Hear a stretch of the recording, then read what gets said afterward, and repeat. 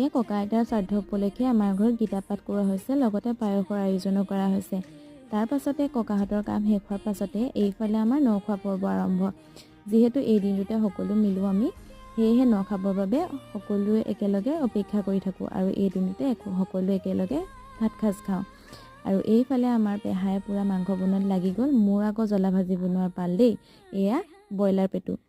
সকলোৱে নিজৰ নিজৰ কামত ব্যস্ত আৰু এইফালে আমাৰ ভাত ৰেডি আৰু বিলনীয়াই আমাৰ বিলালে আৰু আমি খাবলৈ বহি গ'লোঁ। এইফালে আমাৰ অকণমানি গুণগুণজনী দেখিছেনে কেনেকৈ ভাত খাইছে।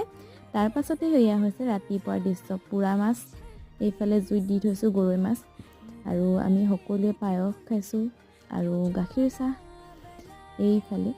এইফালে আকৌ আমাৰ বাইদেউ হেনো যায়গৈ, এদিনৰ ছুটিতে আহিল। বাৰু নিমন্ত্ৰণ ৰক্ষা কৰি অহাৰ বাবে ধন্যবাদ। মই আকৌ অলপমান আগবঢ়াই থৈ আহিলোঁগৈ আৰু বাই। সকলোৱে ভিডিঅ'টো শেষলৈকে চোৱাৰ বাবে